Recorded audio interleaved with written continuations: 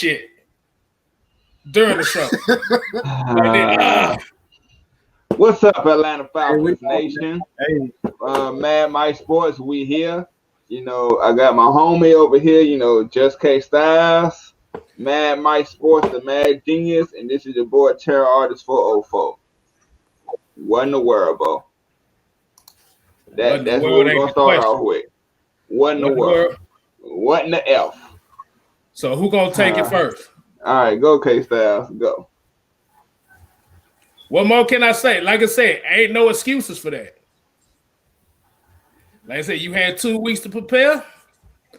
You sat and went to bed. Like I said, 9 points when you within 10 yards of a touchdown is unacceptable.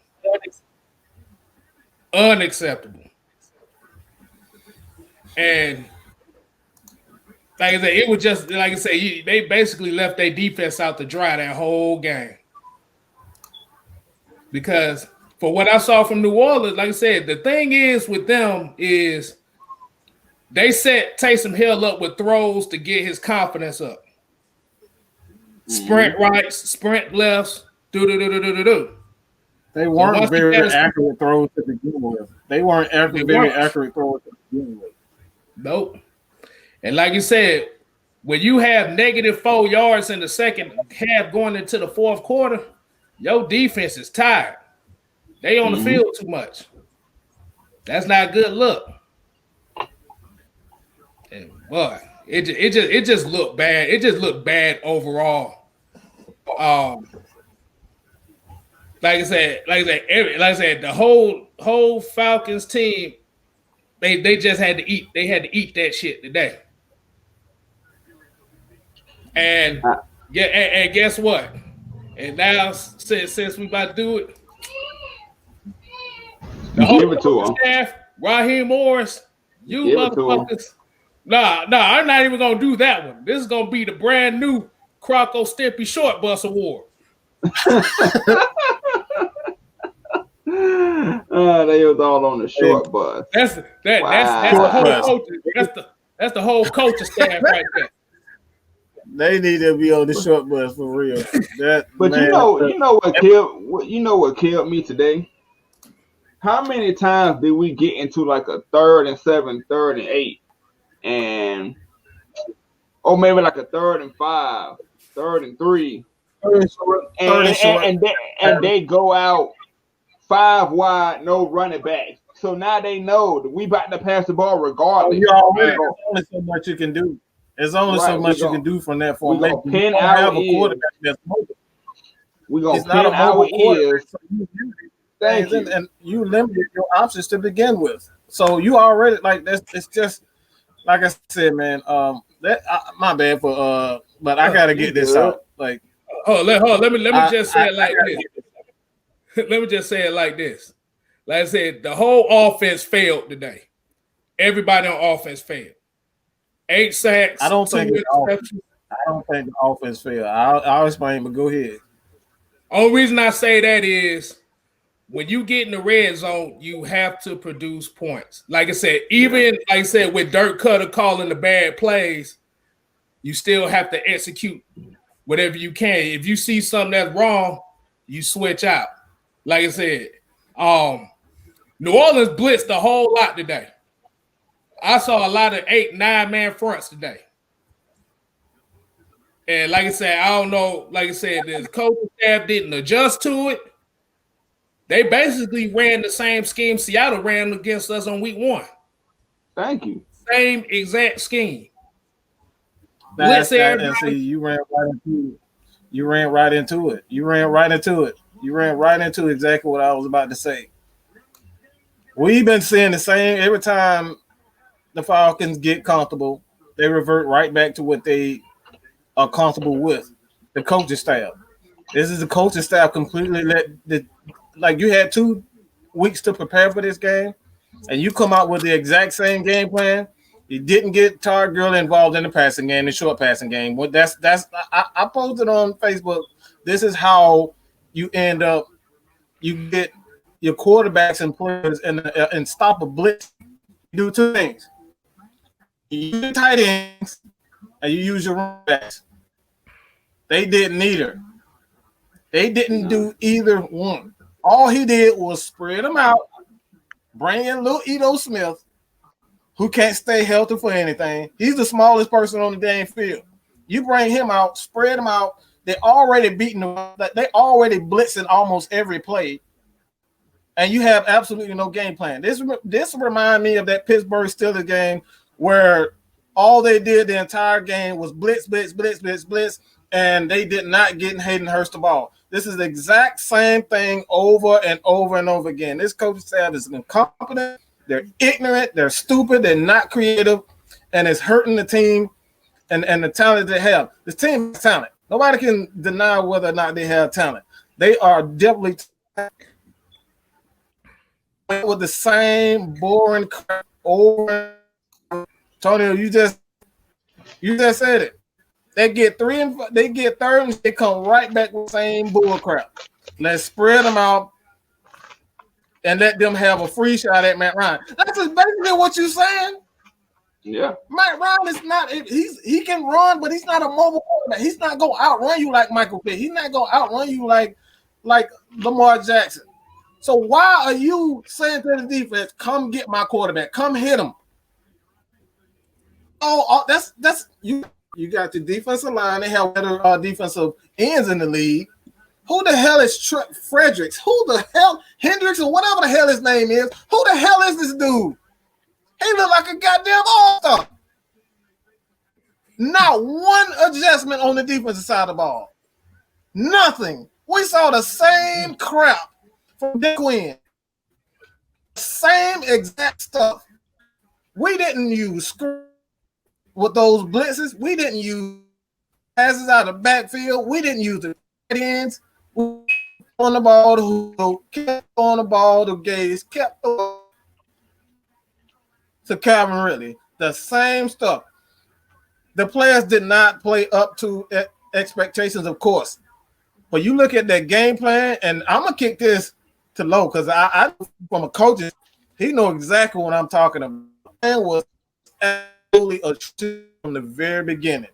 Before you do that, passing the ball. Why are you Low. not? Why are you Look not at that using comment. running backs? Look at that comment.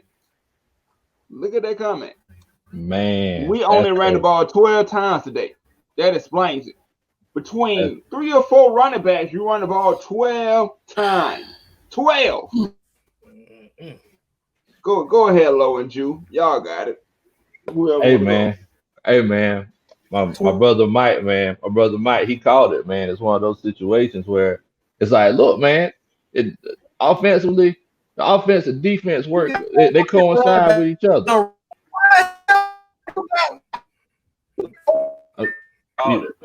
You going in and out, Mike. You going in and out, Mike.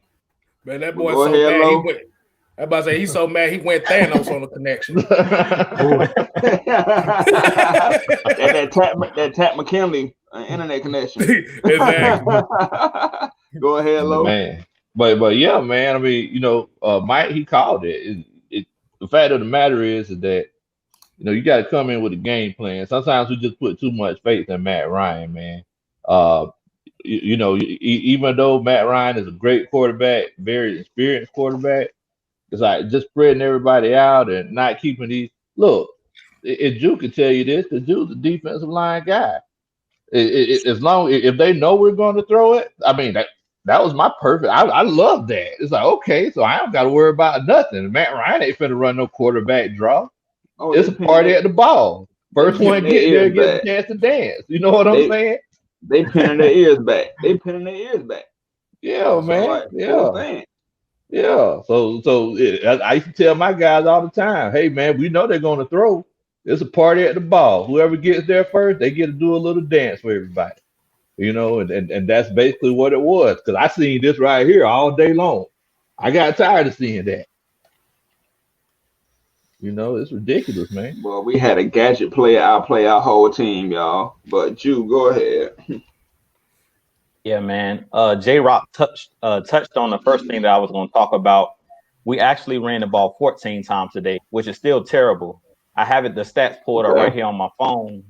But I talked about it in my pregame. I talked about it all week. I said we have to get the ball out quick. We can't have Matt Ryan sitting back there like a sitting duck and allow them to pin their ears back. And as Coach Lowe was just saying, if you're going to continue to just have Matt Ryan sitting back there, they, like you said, Tonio, they pin their ears back. Once they realize, oh, they're not going to run the ball, they're not going to even try to run the ball at all. You know what this game looked like? It looked like the game between the Bucs and the Saints when the Bucs did the same exact thing. Everybody want to talk about Matt Ryan. Last time I checked, we called Tom Brady to go. What happened? I think it was 2 Sunday nights ago when the Bucs played the Saints. They pinned their ears back because the Bucs decided we're not going to run the ball. Bruce Arians decided we're going to spread everybody out. We're going to use Antonio Brown. We're going to use all the little toys we have. We're not going to be physical. We're not going to run. And when you do that, you open yourself up to 8, 9, 10 sacks. That's what happened today. They were the more physical team. We talk about it all the time. The way that you win in the NFL is moving another man against his will. You can't blame the offensive line because we didn't let those guys be aggressive. We had those guys backpedaling all day, and that's why we kept saying this all day. The reason we kept saying that, him saying get on my level, is because they pinned their ears back. Alex Mack and those guys are going back, trying to backpedal the whole game.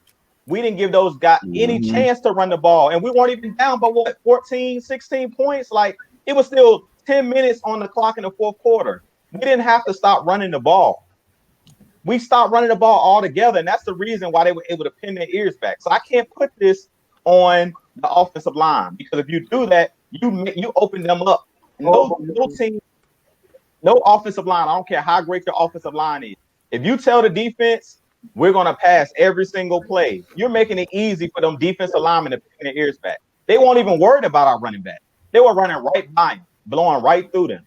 So we made the game really easy for them. Another thing I didn't like in this game, and I don't know if you guys have noticed, Dirk Cutter relies on not only Matt Ryan too much, he relies on Julio Jones too much. Yes. We haven't won a game this year when Julio Jones hasn't played. We haven't won a game this year without Julio Jones. When he was injured, I don't know if you guys realize, every game we won this year, Julio Jones was out there. When he's not out there consistently, being that dominant force that he is, we can't win. Our offense pretty much looks garbage when Julio's not out there. They look lost. They look lost. Like on that fourth down play, the only reason we picked it up is because Julio Jones came back in the game on a gimpy hamstring and was able to pick up like a 4th and 16. That just shows how great he is. He come back on the field for 2 plays, boom, we easily pick up a first down. That's crazy. And that's what shows that Dirk Cutter is not creative. That's the problem that I have with Dirk Cutter. People ask me about Dirk Cutter. He's average. He's not a bad offensive coordinator. He's average because you can give me the head sack and I can call a play to get Julio Jones open. Julio Jones is the GOAT. He's nasty. He can get open on pretty much any route. So that he's not doing anything. He's putting up those kind of numbers. That's no creativity by Dirk Cutter. By Dirk Cutter. That's Julio Jones and his greatness to getting open like that.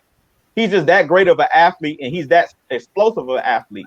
Now, one thing I want to pitch to you guys is I'm kind of upset with the other guys that I'm seeing at wide receiver, because to me, the only guy that I see pop is Julio Jones. To me, the other guys are not making catches. I'm glad you brought that up, but that goes to game plan. Anytime you game plan, you don't necessarily game plan to get your 3rd or 4th wide receivers involved in the game. You know what I'm saying? You don't call plays for those guys. Those guys are the options. They are options if you get to them.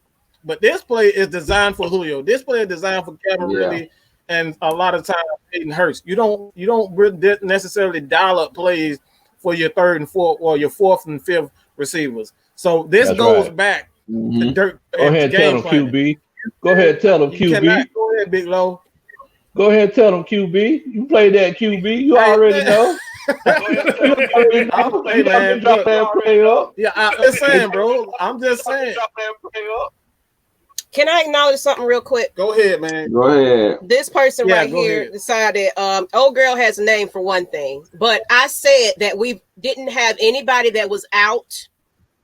There was no excuse for us not to go into this game and do what we supposed to have been doing. So for me to say that they needed to be where they needed to be is what I meant, and I'm gonna stick by that. There is no excuse. There is no excuse for us to be performing the way that we're performing.